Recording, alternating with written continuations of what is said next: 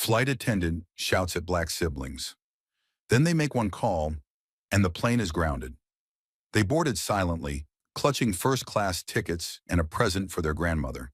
However, just moments later, the flight attendant approached them, elevating her voice, challenging their seating, and insisting they relocate to the rear. She was unaware of their identities. She was indifferent. However, when the boy stated 5 words with composure, "We're not moving. Contact the captain," everything shifted. Before the aircraft even took off, it was grounded, marking the end of her career. Before we dive into the story, please share in the comments your location in the world today. If you appreciate stories like this, be sure to subscribe and tap the bell icon to stay updated on new releases. The airport buzzed with activity, noise, and vibrant energy. Individuals hurried in all directions, pulling bags, glancing at screens, embracing their loved ones. Amidst the chaos, 2 siblings remained composed at the gate. Brandon, the older brother, surveyed his surroundings with keen attention, while his younger sister, Ava, rested against her carry-on, clutching a small box adorned in gold wrapping. It was a present for their grandmother's birthday. They were impeccably dressed and composed, each holding first-class boarding passes in their hands. As their group was announced, they stepped forward in unison, silent and resolute. The gate agent checked their tickets and offered a courteous smile. "Have a great flight," he remarked. They acknowledged each other and proceeded onto the jet bridge, boarding the plane without anticipating anything out of the ordinary. Within the first-class cabin, the atmosphere was serene and well-lit. The ambiance was enriched by leather seats, gentle lighting, and the soothing murmur of discussions that permeated the room.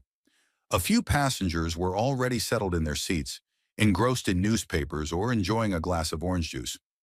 Brandon and Ava shifted to row 2, stowed their small bags in the overhead compartment, and took their seats. Brandon gazed out the window as Ava gently set the gift box beneath the seat. It seemed like an ordinary journey, just like any other flight. However, a voice pierced the tranquility. "Pardon me, but are you certain this is the correct location?" Brandon pivoted. A towering flight attendant named Heather loomed above them. Her expression was rigid, her voice cutting. "These seats are reserved for first-class passengers," she remarked. Brandon raised his ticket high. He stated politely that we are in first class. Heather chose not to accept the ticket. She merely scanned them from head to toe.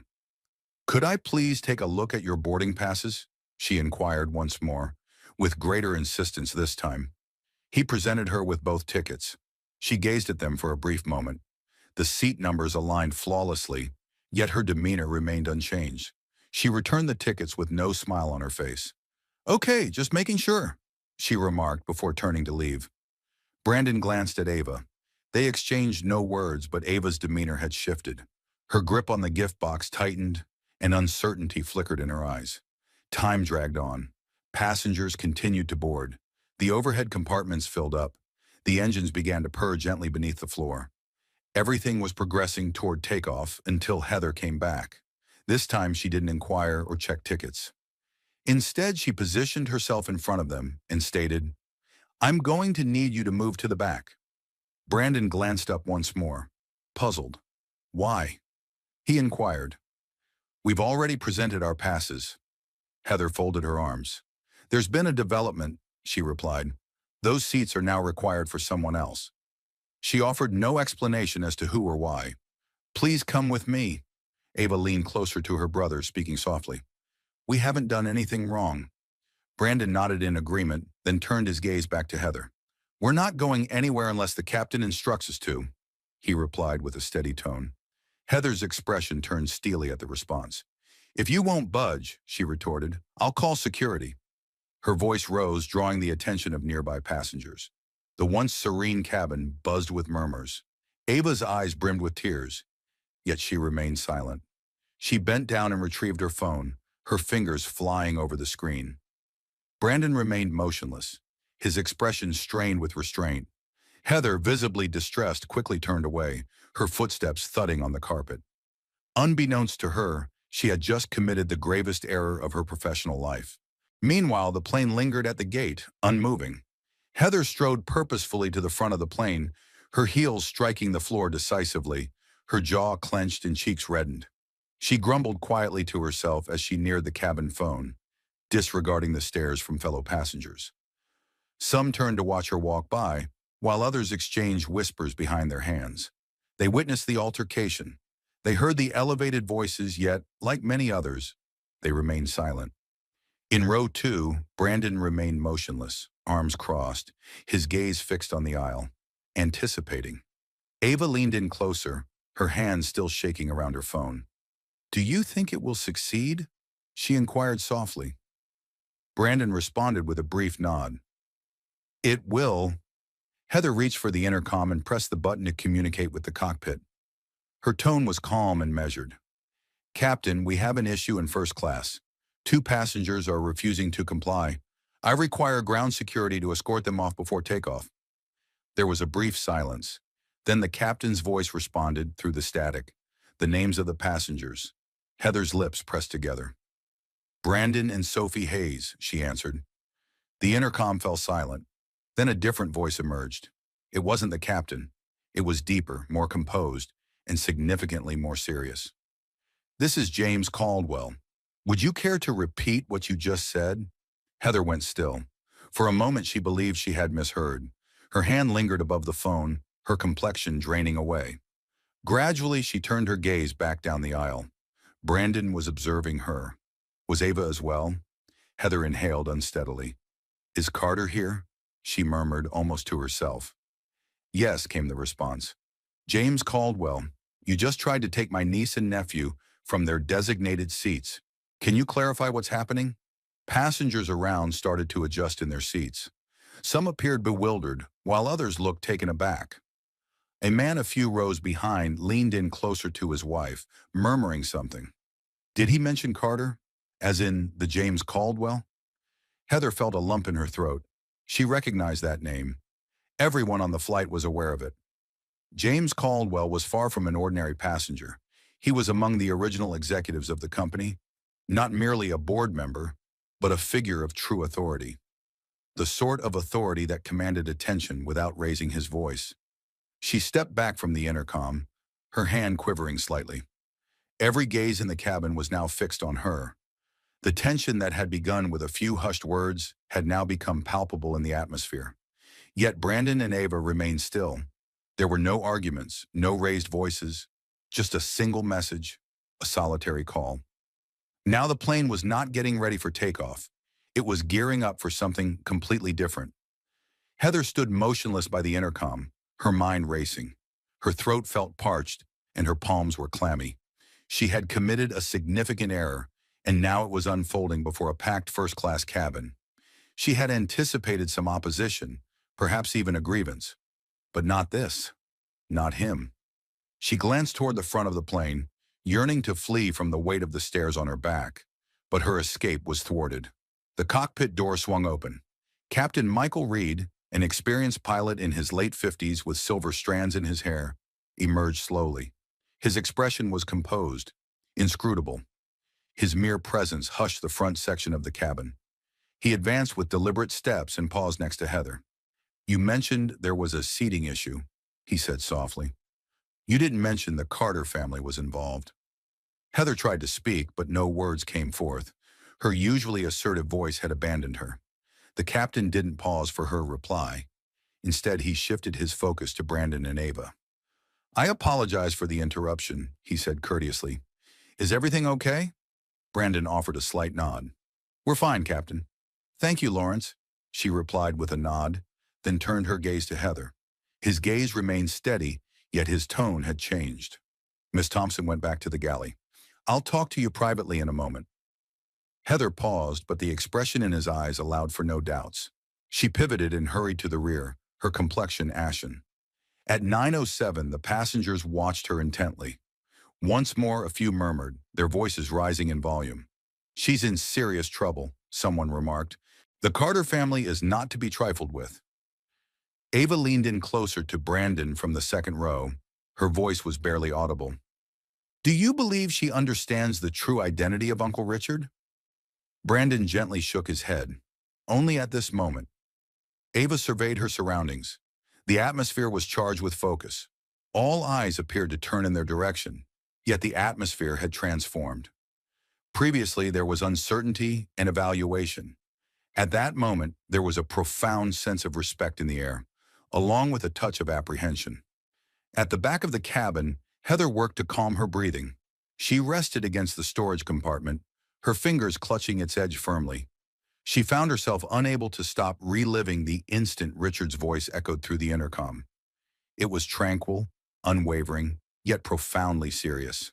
She recognized the voice from a training video she had watched only once, focused on corporate structure. At that time, she perceived him merely as a name, a visage in a corporate brochure.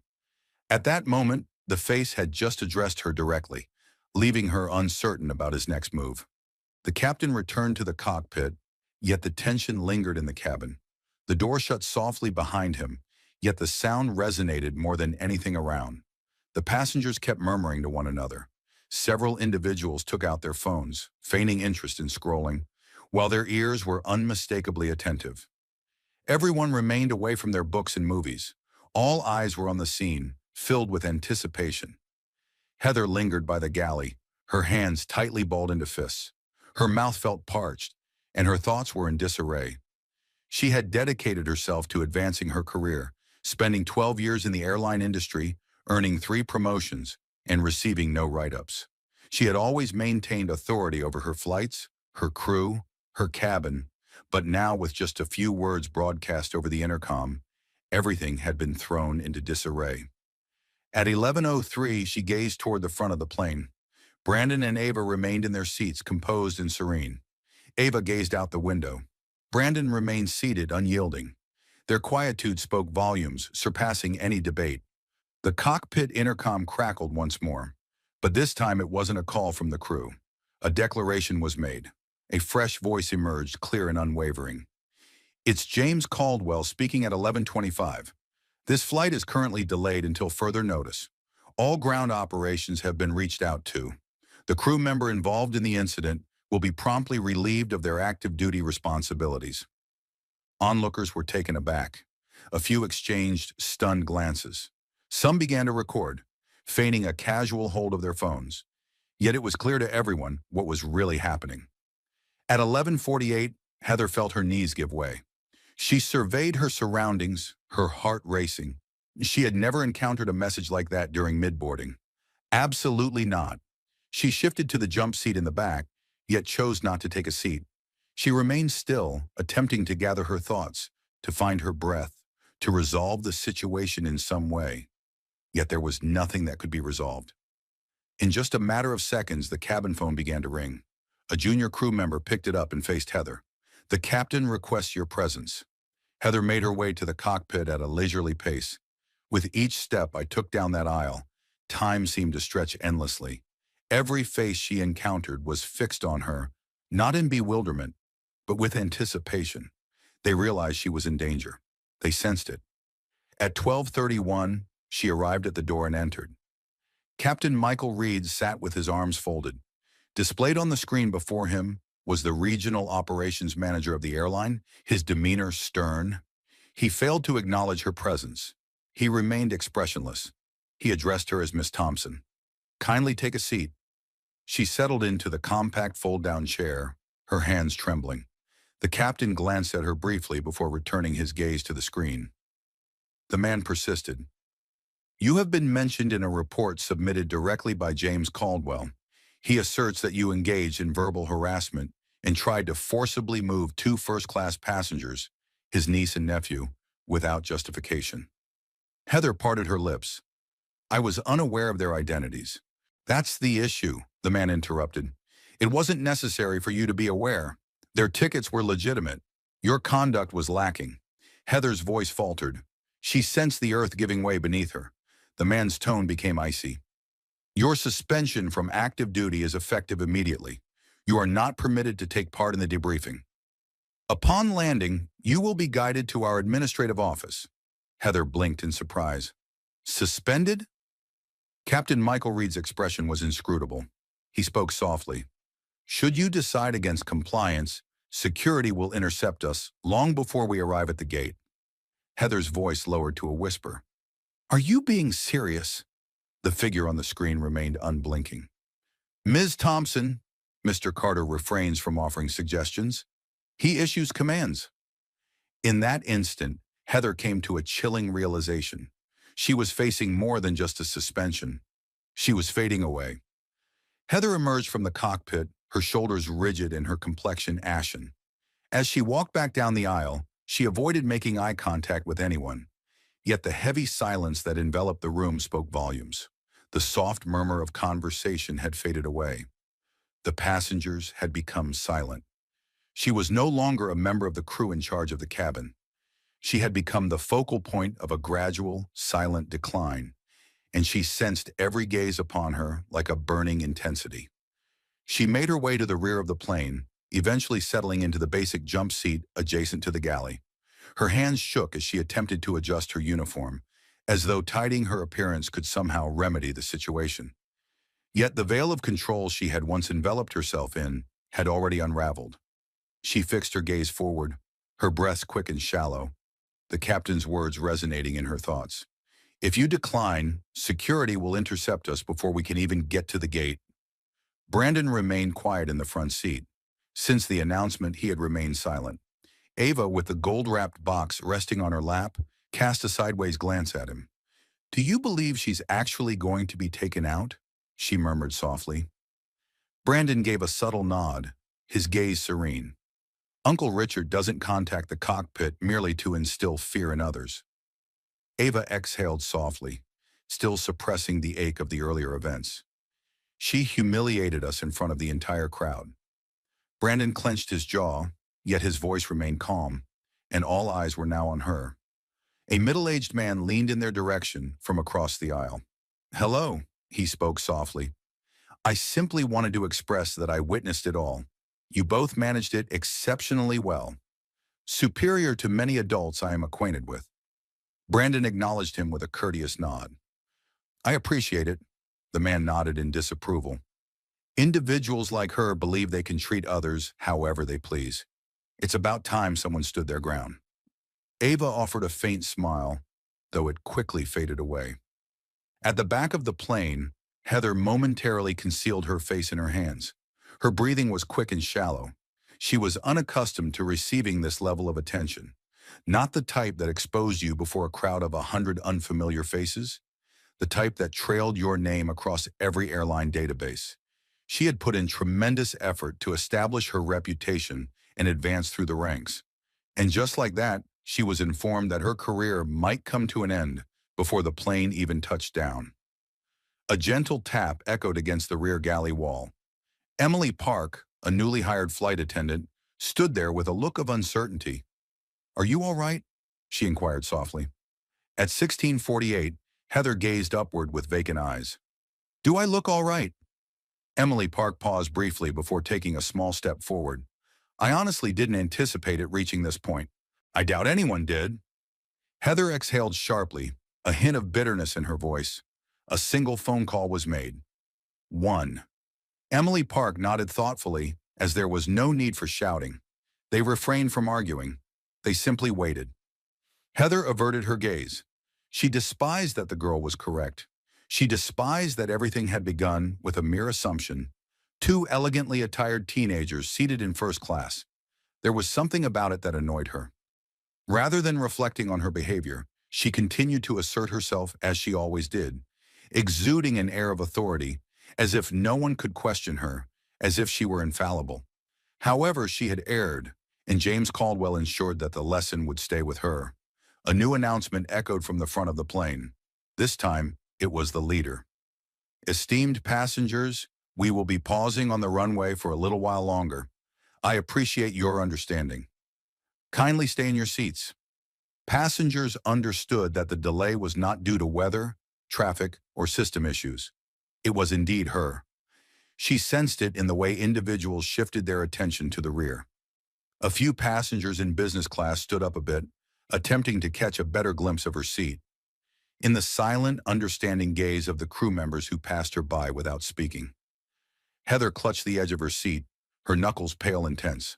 The aircraft was still on the ground, but for her, the descent had already started. The aircraft stood motionless on the tarmac, its engines softly purring under the hush that enveloped the cabin. The captain's voice had ceased to echo through the speakers, yet the atmosphere remained anything but ordinary. Not one passenger had returned to their book or movie.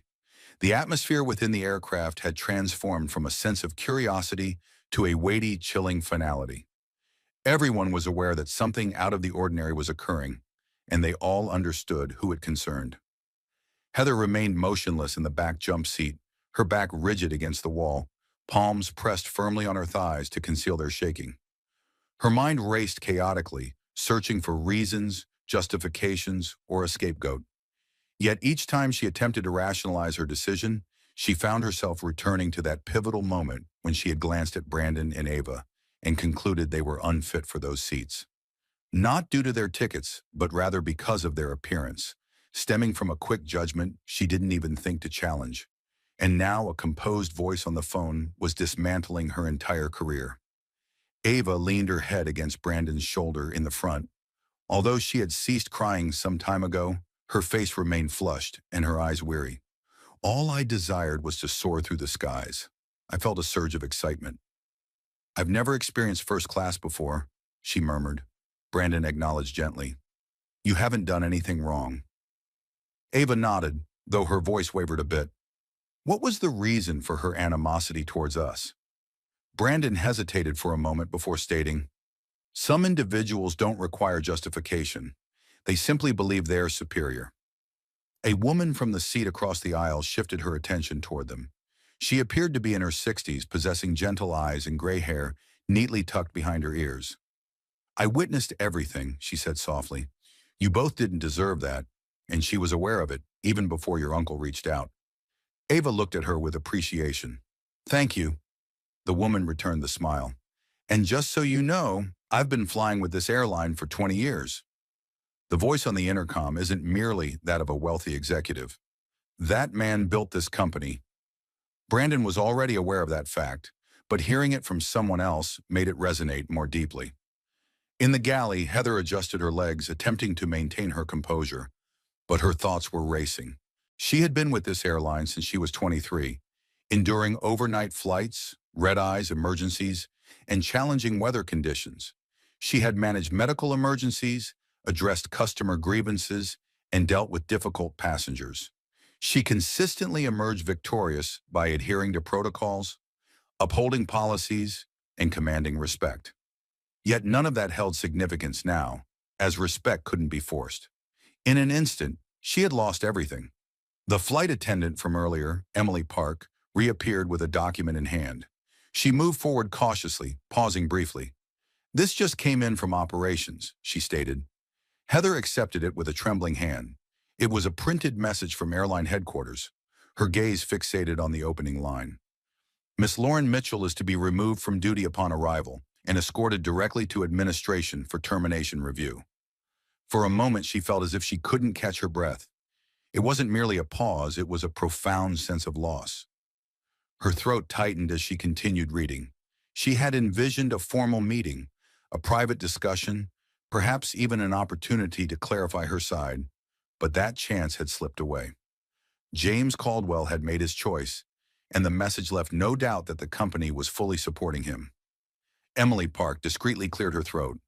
They also asked for your badge and security key to be submitted before we land. Heather glanced up, taken aback. Before we land? Emily Park affirmed with a nod.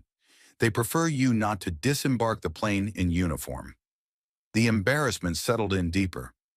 She had never encountered such a situation before, not in all her years, not even for grave offenses. She understood precisely what it signified. They weren't merely releasing her, they were using her as a cautionary tale. Gradually, she lifted her hand and unclipped her badge. Her name, embossed in gold letters, confronted her. Lauren Mitchell, Senior Cabin Supervisor. She had worn that badge with a sense of pride. She had battled for it. She had thought it bestowed upon her authority, offered her security. Yet now it was merely a piece of plastic. She passed it to Emily Park, who accepted it quietly and retreated. Heather settled into the now empty jump seat, stripped of her badge and rank. In that moment, she understood that the authority she believed she possessed had never truly been hers. The aircraft remained still, awaiting clearance. Yet within the cabin, a transformation had already taken place.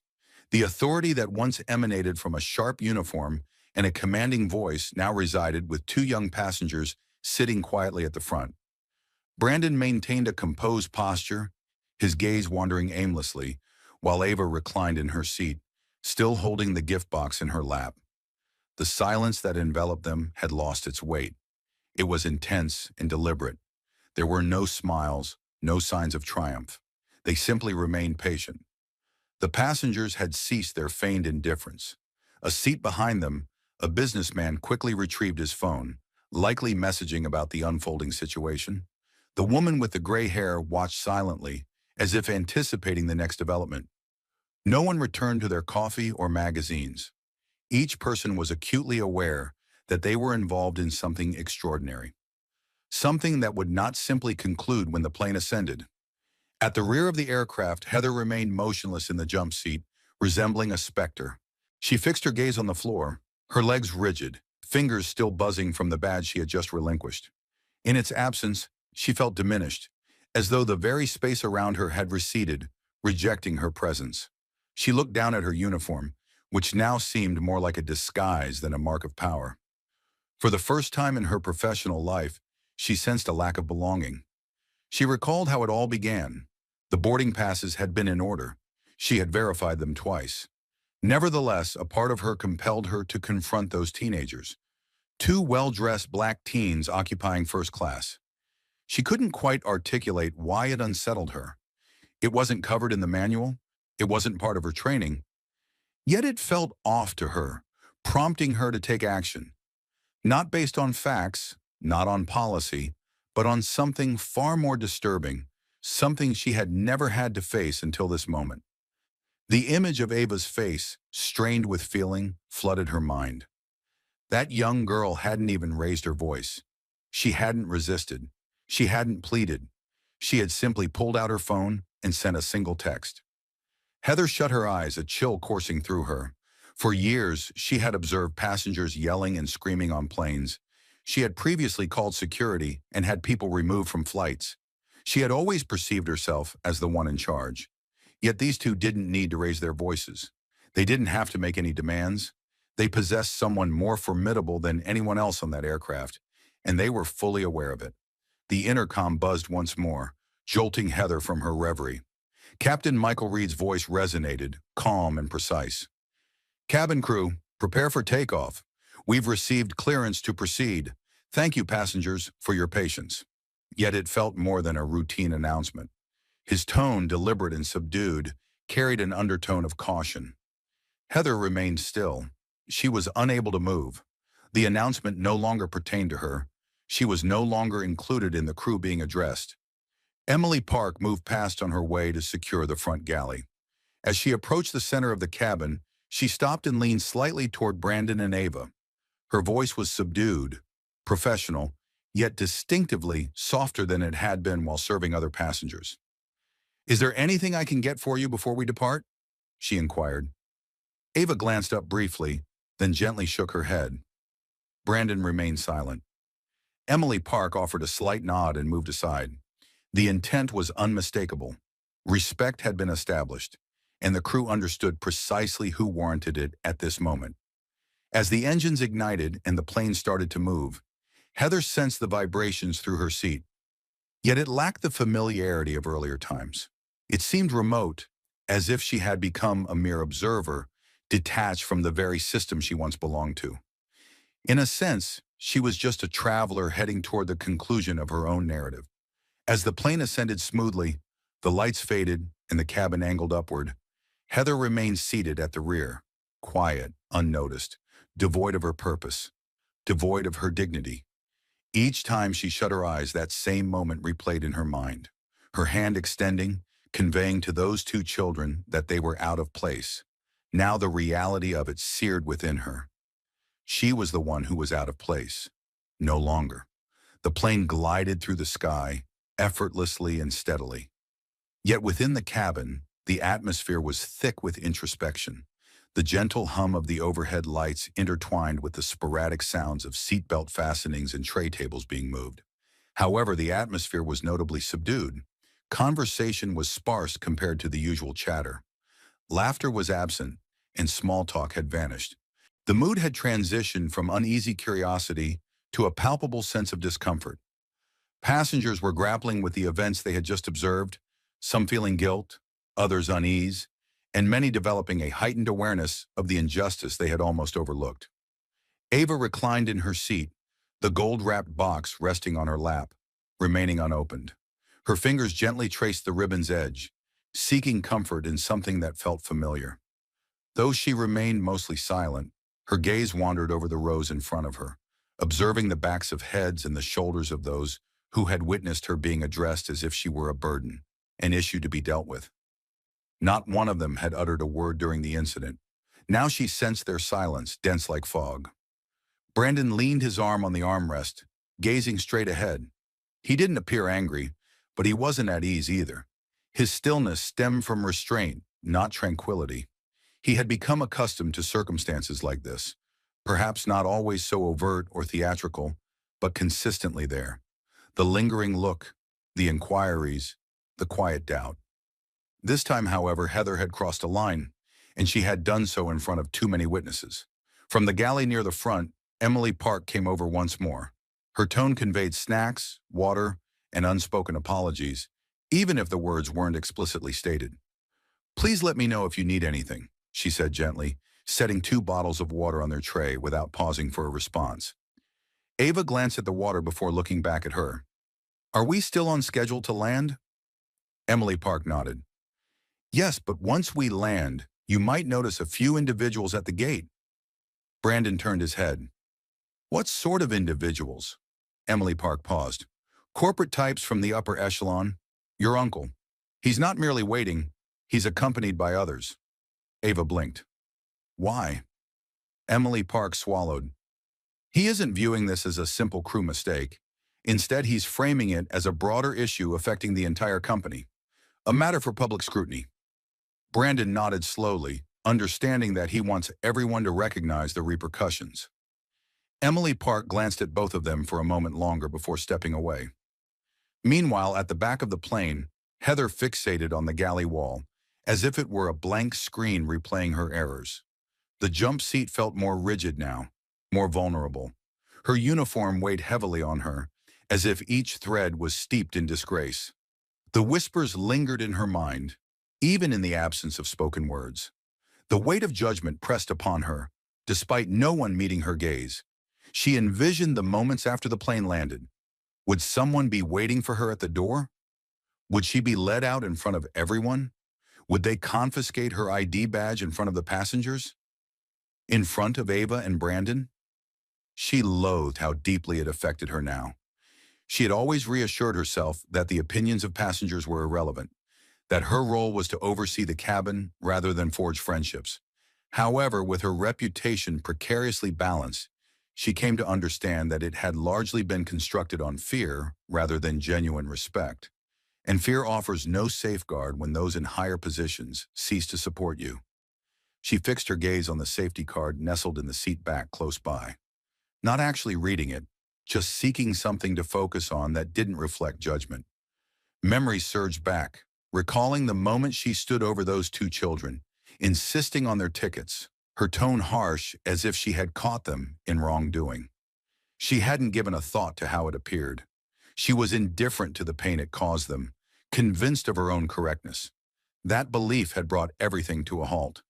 She recalled Ava's expression, no anger, no tears, only a profound shock and disbelief. Brandon, too, had maintained his composure, stating calmly that he wouldn't budge unless instructed by the captain.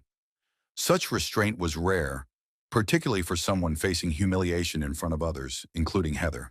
She had intentionally made things worse, believing she could. A chime from the speaker snapped her back to reality.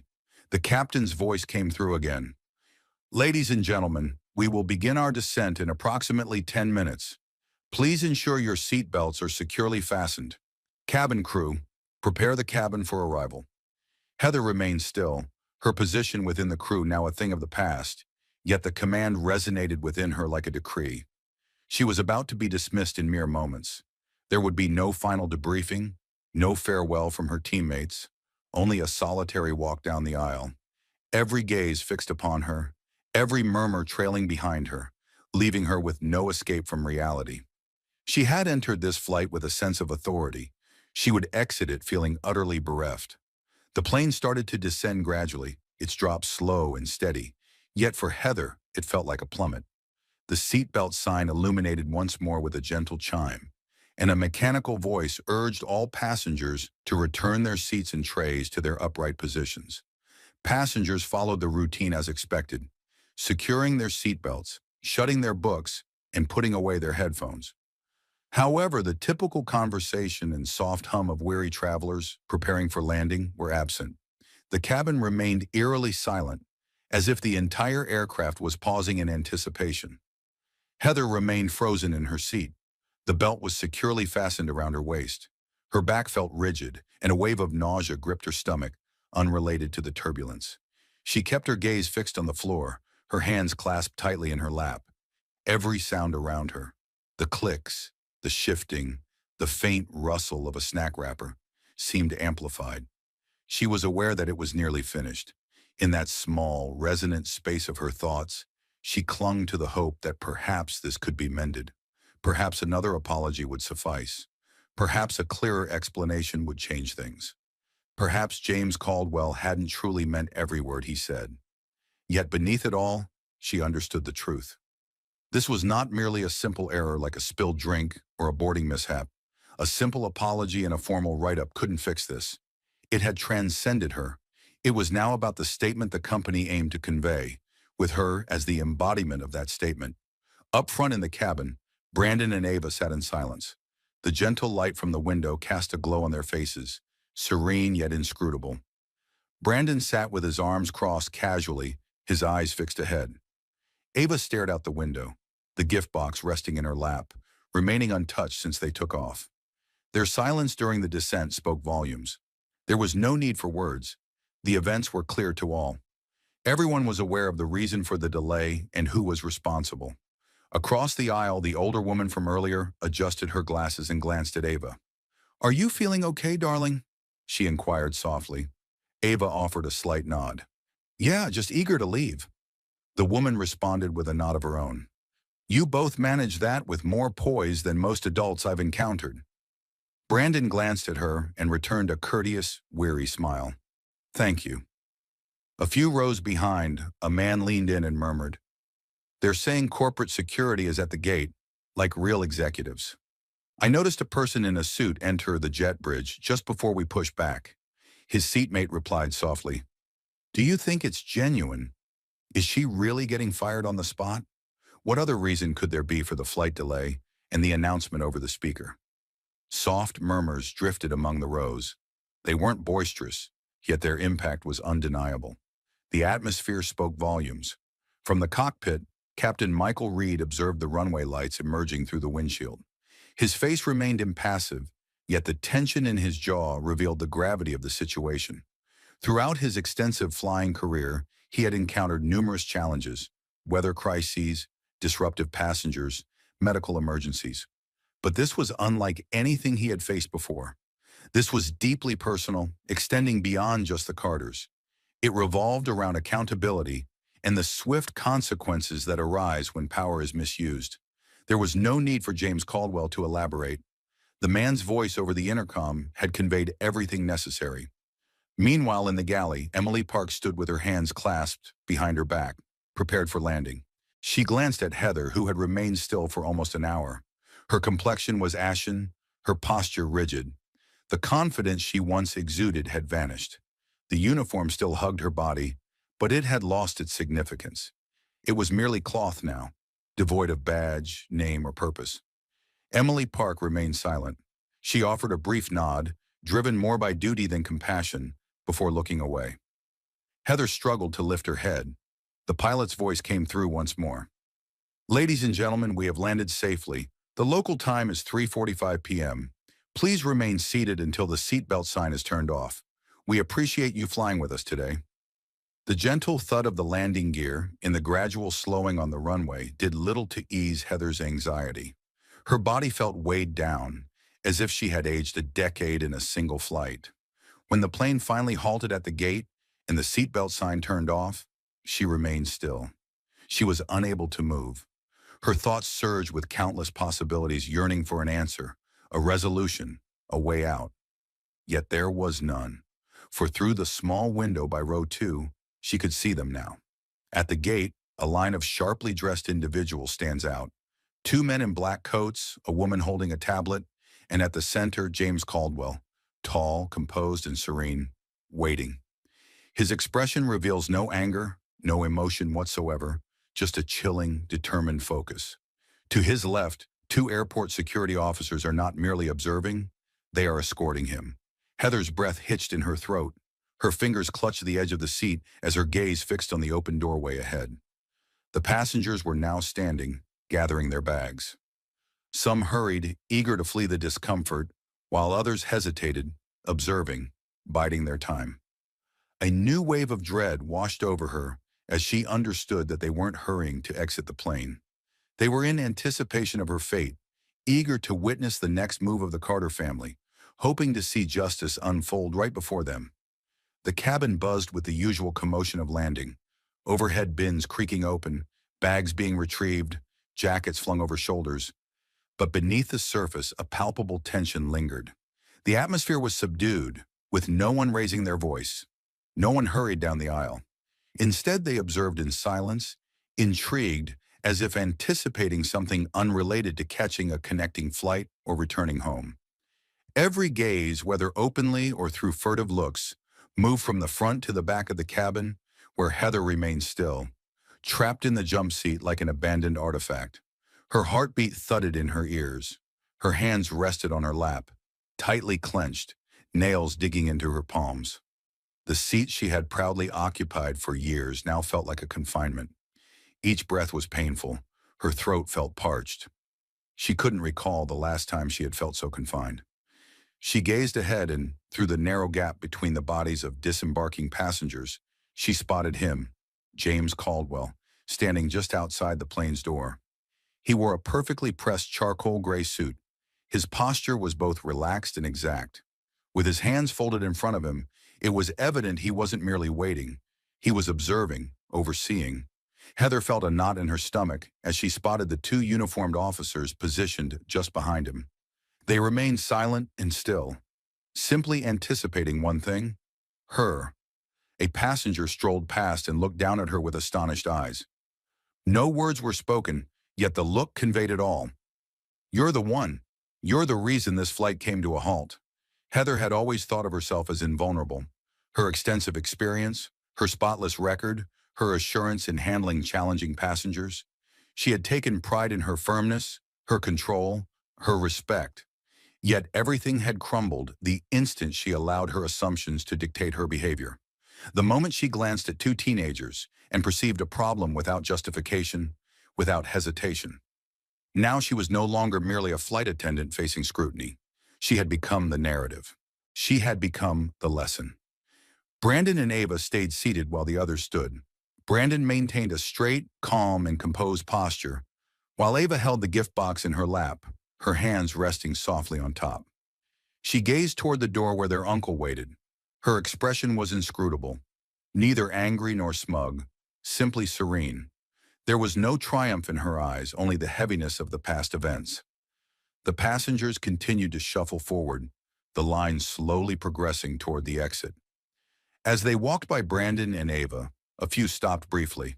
A nod, a quiet word, a fleeting look of remorse. It wasn't substantial, but it was a gesture, an acknowledgement that their earlier silence had made them part of the situation, that their choice to observe without intervening held weight as well. Brandon met each gesture with a composed glance, offering little in response. The sole instance he changed was when a man, possibly in his 40s, bent down a bit and murmured, "You maintained your composure when many would have faltered." "That holds significance," Brandon replied with a nod. "I appreciate it." As the line dissipated, Emily Park moved closer to the siblings. "You may leave now," she spoke gently. "However, Mr. Carter requested that you remain until the crew is done. He wishes to speak with you directly." Ava blinked in surprise. Is it concerning me? Emily Park nodded slowly. About everything. They both stayed seated. Meanwhile, Heather finally rose from her seat. Her legs felt stiff, and her knees wobbled slightly under her weight. She reached for her small bag in the storage cabinet, but her hands trembled so much that she struggled with the zipper. Emily Park, having moved back to the rear, stepped forward quietly to assist in opening it. Heather glanced at her eyes weighed down by a mix of shame and fear.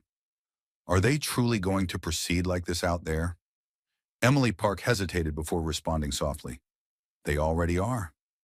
Heather's breath quivered as she held the bag tightly against her chest. Her heart raced, threatening to escape her chest.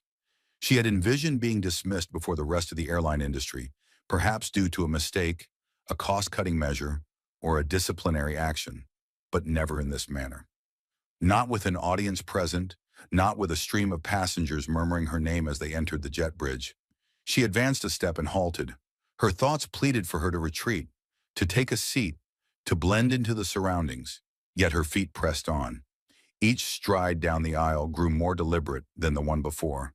The area she had once traversed with confidence now felt like a pathway of scrutiny. As she reached the second row, Ava lifted her gaze. Heather stole a quick glance at her. Ava remained unmoved, her gaze steady and unwavering. She uttered not a word. That silence, resolute and commanding, resonated more than any shout.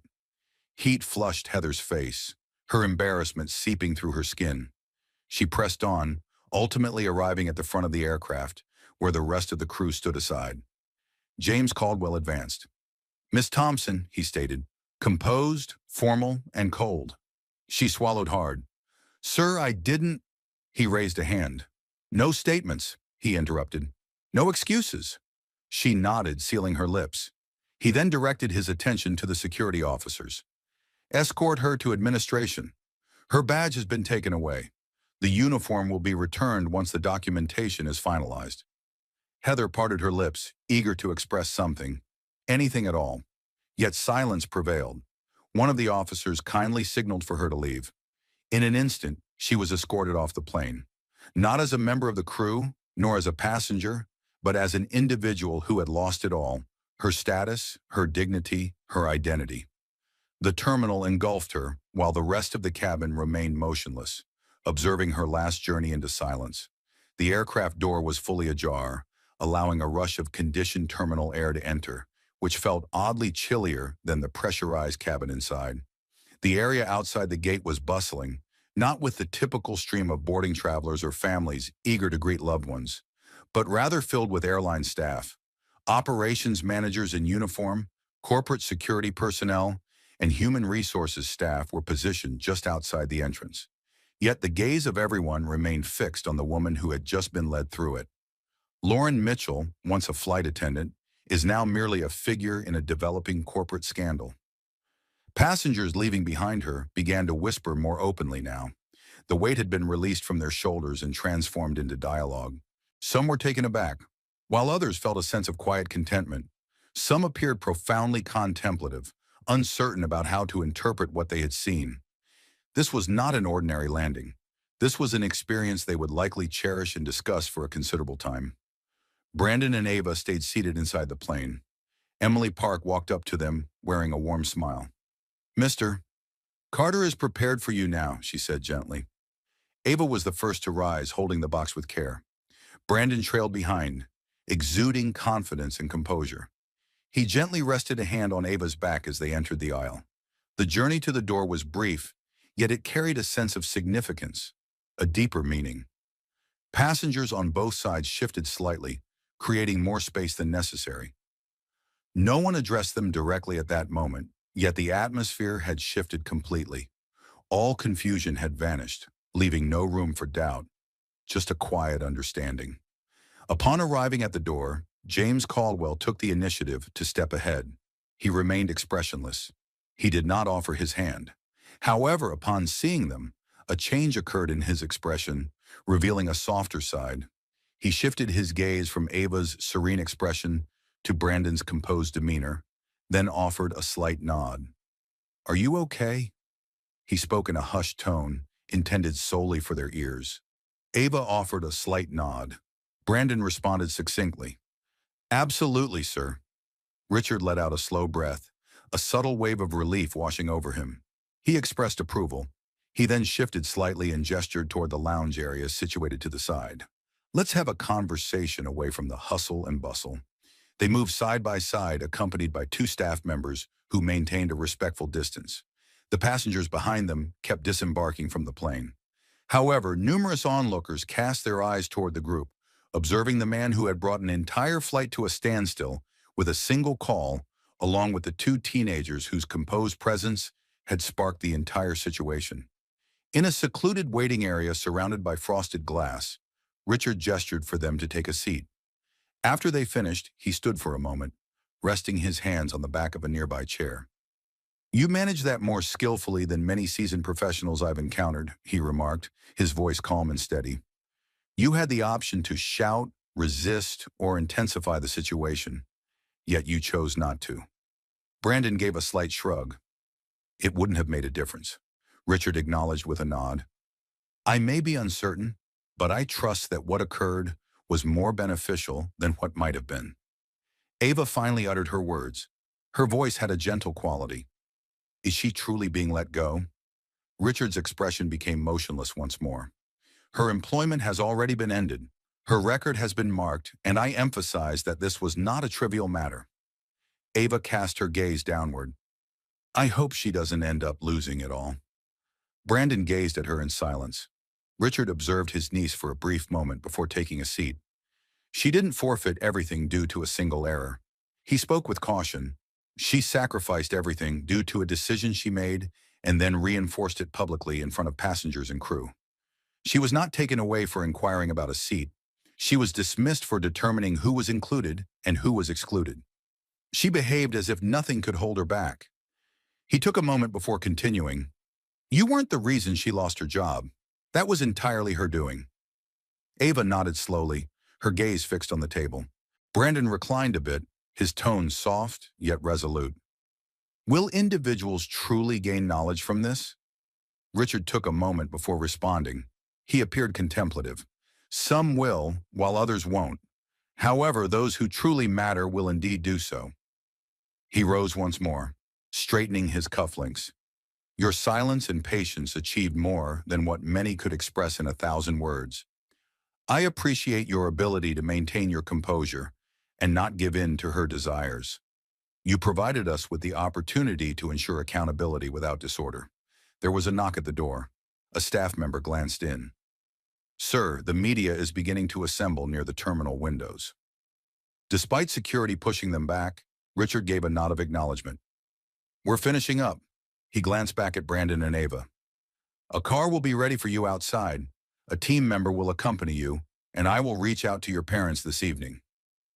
Brandon rose to his feet. We are grateful for all that you do. Richard locked eyes with him and, for the first time since disembarking the plane, permitted a faint smile to emerge. I truly value you, Brandon.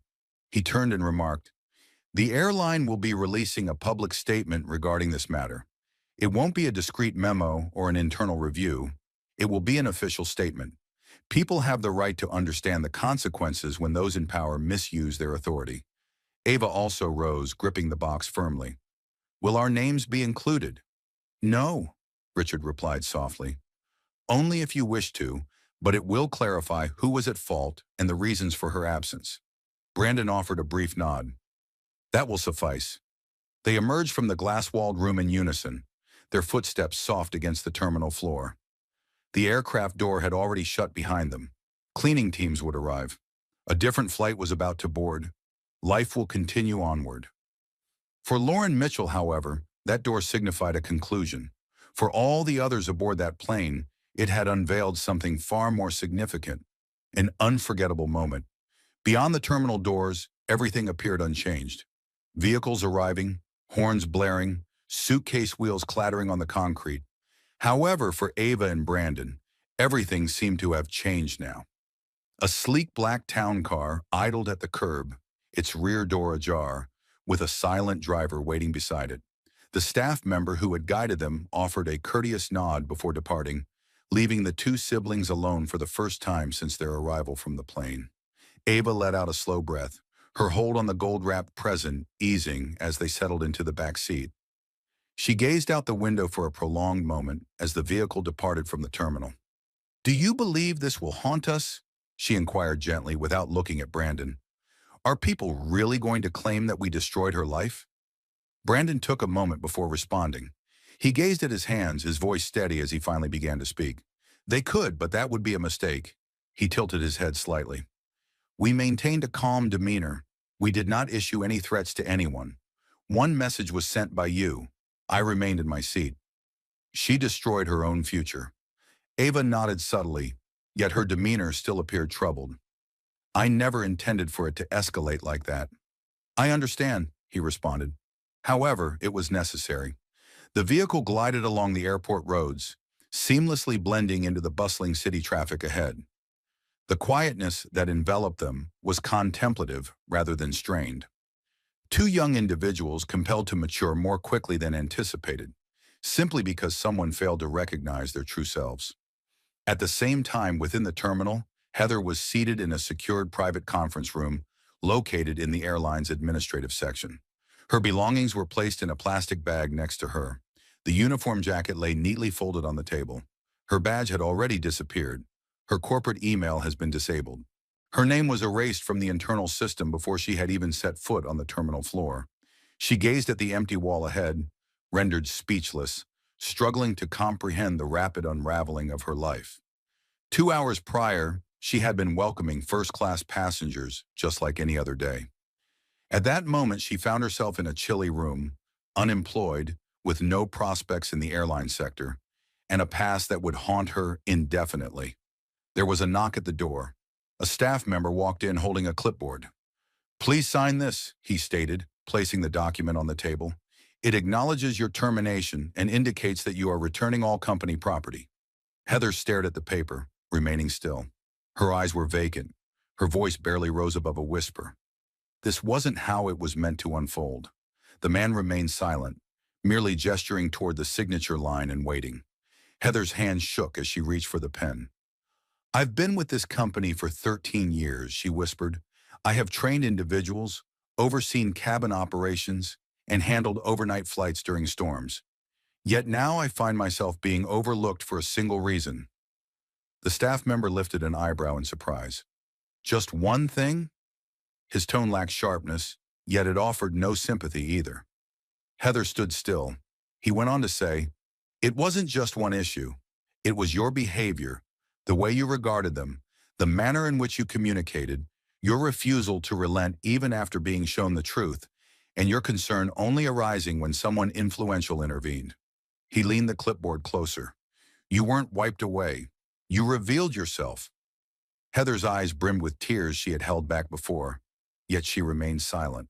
She simply signed the form, each letter weighing more than the previous one. Once she completed it, the man took the clipboard and rose. "You'll be taken out through the employee exit. A person will escort you to a secluded pickup location. I recommend taking advantage of it." Heather glanced up, taken aback. "Why?" "Because a news crew is already stationed outside the main terminal." Her heart sank. "They've caught wind of the situation," he continued. "They're inquiring about the flight involving the airline owner's niece and nephew, during which there were outbursts and the plane was grounded." Heather shut her eyes. Her name hadn't made the news yet, but it was only a matter of time.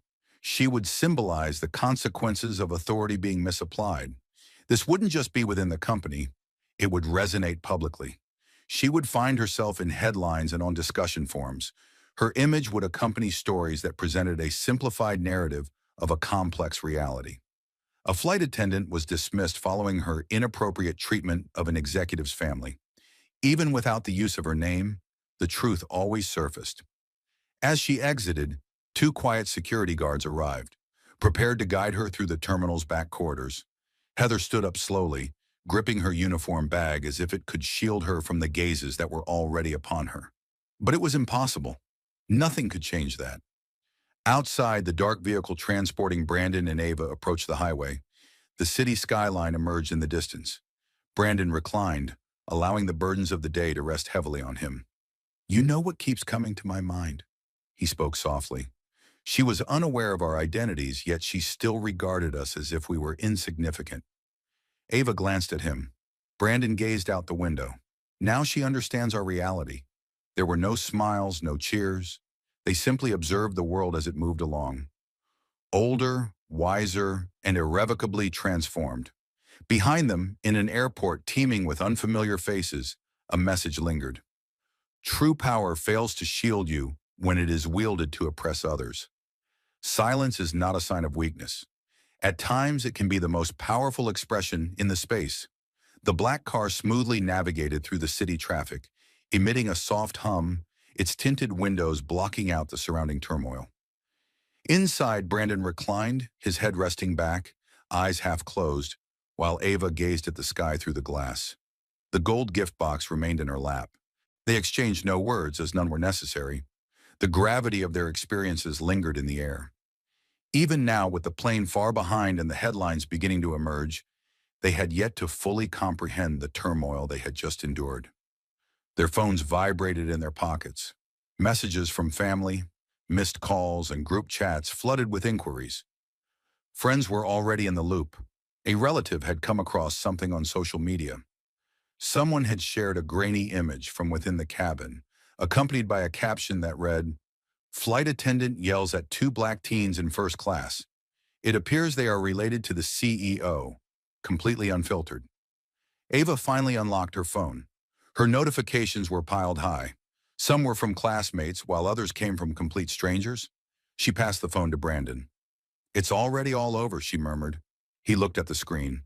One message said, "Was that really you guys? The flight in the news?" Another read, "Yo, I'm so proud of how you handled that. You made history today." Brandon returned the phone, his tone unwavering. "Hold off on any responses for now. Wait until we know the plan." Ava nodded and placed the phone beside her. Meanwhile, at the airport, another vehicle was exiting through a private service gate, this one transporting Heather. She sat alone in the back, the windows cracked open just a bit, her plastic bag of belongings beside her. Her name badge had been torn apart at the admin office. Her uniform, still neatly folded, was set to be sent to headquarters for inventory. Her contract had been terminated. Her access to the employee portal had been revoked. Her career in aviation had come to an end. She remained silent with the driver, not shedding a tear. Instead, she gazed out the window as the airport faded from view, giving way to parking lots and freeway signs that blurred past her. Her mind raced with possibilities. Perhaps she could seek a position with a smaller airline. Perhaps they were unaware of her situation. Perhaps she could fabricate a story. Perhaps she could claim it was a misunderstanding. Perhaps. Perhaps. But then she recalled the clipboard, the signature, the flagged record, the message from James Caldwell himself. This wasn't a quiet dismissal. This was a warning to every company associated with the airline. Do not hire her. Heather had thought for years that her seniority would safeguard her. That experience granted her immunity. Being the one to maintain order allowed her to judge discreetly, correct emphatically, and never doubt herself. However, the silence she anticipated from Brandon and Ava proved to be the most perilous aspect of all. They hadn't resisted. They hadn't shouted. They had simply bided their time. When their moment arrived, it wasn't them who enacted the consequence. It was someone far more formidable than she had ever envisioned, speaking with a composed tone over an intercom, his words holding more significance than anything she had ever communicated while on duty. Now her name had been erased from the employee schedule. Her email automatically responded with, "This account no longer exists." Her login badge ceased to emit a green beep. She had disappeared from the system, yet remained in the minds of many. Passengers had recorded her, shared her story, and for once they stood in solidarity with those who had been instructed to leave. In a secluded boardroom within the airline's downtown office, James Caldwell was present with two executives and the communications director. The television mounted on the wall displayed a muted breaking news segment. A viral video had emerged, leading to the suspension of a flight attendant following a confrontation with the CEO's family. Below, a scrolling headline announced, "Plane grounded mid-boarding after discrimination incident." The communications director glanced up. "They're requesting a press conference. Some are questioning why this wasn't addressed in private." Richard's jaw tightened. because it is the lack of transparency that allows this behavior to continue. This needed to be made public. The second executive agreed with a nod. What happens next? Richard folded his arms. We will release a statement, but it won't be the typical one. No ambiguous wording, no empty reassurances about being aware of the situation, just a straightforward message. He took a moment to pause. We informed the public clearly about the reasons for her removal. This was not a matter of policy violation. It stemmed from personal bias, and this company does not condone that. A brief silence enveloped the room. Then the communications director addressed the group. What about Brandon and Ava? Do they wish to share their thoughts? No, Richard replied with conviction. They expressed everything necessary by maintaining their composure. The remainder falls on us. Once we were back in the car, Ava finally broke the silence, her voice barely above a whisper. Why did she gaze at us that way, as if she already sensed our lack of belonging before we uttered a word? Brandon turned his gaze to the window. The sky had turned a gentle gray, with clouds floating leisurely above. I'm not sure, he remarked, but I believe she's the one who felt out of place. Ava remained silent, though her hold on the gift box loosened just a bit. She shifted her gaze back to the window, her reflection appearing more aged than it had earlier that day. The car made a soft turn toward the city as the sun started to set, creating shadows on the glass. In the background, a uniform lay neatly folded. A name badge was obliterated, and an industry was cautioned. Power devoid of respect is tenuous, and silence, when upheld with dignity, has the potential to dismantle everything. By the moment the town car arrived at the city's outskirts, the narrative had already surged beyond the airline. News websites prominently featured it on their main pages. Social media channels were showcasing clips, hashtags, and user responses. Notable individuals were adding their voices. Activists, influencers, and even some reserve CEOs had shared the footage and expressed their backing. While the video didn't encompass the entire event, the most circulated clip was unmistakably clear. Heather towered over the two-seated teenagers, her voice elevated, her expression stern, while the boy calmly replied, "We're not moving unless the captain says so." This brief 6-second moment transformed into a powerful emblem, representing restraint, quiet defiance, and a larger narrative that had unfolded quietly for decades in spaces where judgment murmured rather than roared. Inside the car, Brandon's phone vibrated once more, yet he chose not to look at it. He fixed his gaze forward, arms crossed, his thoughts weighing more heavily than his demeanor suggested. Ava sat silently next to him, her gaze directed out the window, observing the buildings glide by, her reflection flickering in and out of the glass. Then her voice pierced the stillness. "Do you believe she's truly gone?" Brandon responded, his voice quiet. "Yes, but what if she ends up getting a job elsewhere?" Ava inquired. "What happens if she claims she made an error and they take her word for it?" Brandon inhaled deeply. "We have faith that individuals are observant. We believe that those who matter will remember what they witnessed." He looked at her. "We have faith that even if they do, she will remember. Some lessons are etched in memory without the need for repetition." In a serene cafe close to the airport, Heather occupied a booth in the corner. With her hood drawn over her head, she gazed into a cup of coffee that remained untouched. Next to her lay a plastic bag containing her uniform. Her phone rested on the table, screen down and silent. She hadn't looked at it since she was dropped off. She couldn't bring herself to do it. She was aware of what awaited her. The messages, the missed calls, the posts, the comments, the disbelief, and perhaps even the initial hints of ridicule. There was no need to check. She was already experiencing it all. She found herself reliving the moment once more. Brandon's soft voice, Ava's startled expression, the silence that enveloped first class after she raised her voice, and most painfully, the echo of her own words, cutting and defiant, uttered before she recognized who they were, before she considered why she was challenging them. She had relied on instinct, not training, not protocol, but pure instinct. That instinct had let her down. A waiter came over and inquired softly, "Is there anything else you would like?" She shook her head, her gaze fixed downward. The man paused, uncertain. "Someone inquired about you not long ago." I believe it was a reporter. He presented a photo and asked the manager if you were coming in. Heather's hands clenched beneath the table. We informed him that no one by that name was employed here. He turned and left. Heather looked down at her hands, wishing to fade away, to escape the spotlight, the industry, and the narrative that had slipped from her grasp. She had dedicated so much time to crafting an image of authority, confidence, and unwavering strength. However, authority founded on a false sense of control could not withstand public scrutiny. She was not merely a flight attendant who had lost her job. She was the flight attendant from that video, the one who informed two teenagers, two ticketed passengers, that they were unwelcome, and the world reacted. Meanwhile, in another part of the city, James Caldwell occupied his office, the skyline sprawling behind him, glass walls reflecting the fading daylight. He positioned himself at a side table, filling a glass with water. Opposite him were two legal advisors, both examining the statement that was set to be released in the morning. He turned to address them. "We will not apologize for her termination. Let's make that clear." One of the advisors nodded in agreement. "Understood. Our emphasis is on transparency and a strict stance against discriminatory behavior." Richard's demeanor was resolute. He insisted on having her name removed from the release while allowing the action to remain.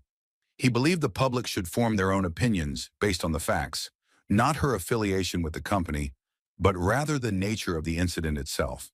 He approached his desk and lightly tapped a folder next to his phone. Within it lay a printed passenger manifest, the internal incident report, and a photograph of Heather, her employee ID attached to her chest, smiling in the image. He pushed it aside without bothering to open it. Then he placed a call. "Is the car back yet?" "Absolutely, sir," was the response. "The children are upstairs in the lounge, secure and at ease." "They claimed they're okay," Richard sighed. "Let them be. I'll arrange for someone to send a written apology tomorrow. It won't be from me. It will come from the company. They should receive it in written form." Naturally, he ended the call and gazed out the window once more, his reflection merging with the city lights beneath. Meanwhile, Ava was seated on a plush leather couch in the serene corporate lounge, her legs tucked beneath her, the gift box beside her remaining unopened. Brandon was nearby, observing the muted television coverage on the wall. The video shows the plane making its way back to the gate. Shots of reporters gathered outside the terminal are visible, though their faces remain unseen and their identities undisclosed. Yet the word was already getting out. True respect isn't derived from a uniform, and authority isn't gauged by volume, but rather by the way you treat those without it. For the first time that day, Ava smiled. The smile was not one of joy. It was subdued, weary, yet filled with pride. The following morning came not with clamor, but with tranquility. The city lay enveloped in the gentle stillness of dawn, streets glistening from the previous night's rain. Brandon and Ava occupied a spot by a tall window in the company's guest suite, gazing at the leisurely traffic beneath them. They had hardly rested, yet neither appeared fatigued, only contemplative, still caught in the flow of all that had transpired the previous day. A knock echoed at the door. A staff member entered, presenting a polished envelope. "From Mr. Carter," she said softly, setting it on the table. "He requested that you both read it before departing." Brandon began to open it. The letter was brief, penned in elegant strokes on company stationery. To Brandon and Ava, your voices remained calm, yet they resonated more profoundly than any shout. You never sought authority, yet you demonstrated its true essence. The events that unfolded on that plane were unjust, not solely due to your identities, but because of the assumptions that were overlooked. You deserve to be treated with respect. I want to express my gratitude, not only as your uncle, but also as someone who needed a reminder that transformation doesn't always originate from those in power. Often it begins with two individuals standing their ground. You didn't merely delay a flight, you stirred an entire industry into action. With pride, Richard Ava reread the letter, then meticulously folded it and placed it back into the envelope. She turned her gaze to Brandon. "Do you believe that people will truly recall this?" He nodded confidently. "They'll remember, not for our noise, but because the silence resonated more." They exited the building and stepped into the bright morning. A sleek black car awaited them once more. But this time, the atmosphere felt distinct. They were not fleeing chaos. Instead, they moved ahead, distancing themselves from a moment that had attempted to rob them of their dignity, but ultimately did not succeed.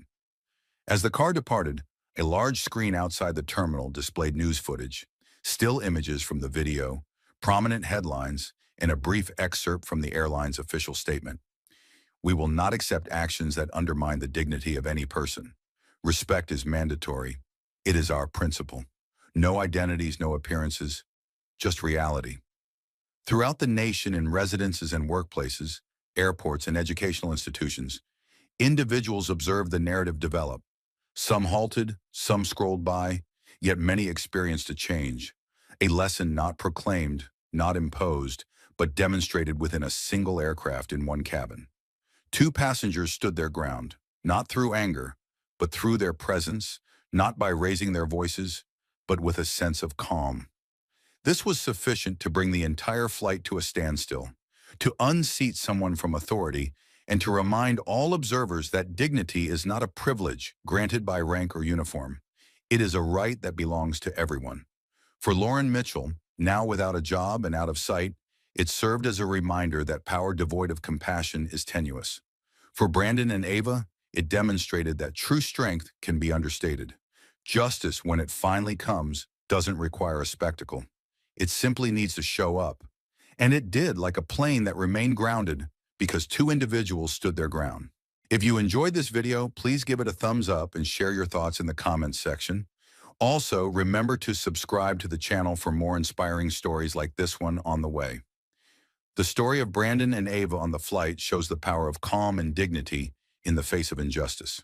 The core lesson is, true power lies not in being loud or imposing, but in being steadfast and respectful, even when treated unfairly.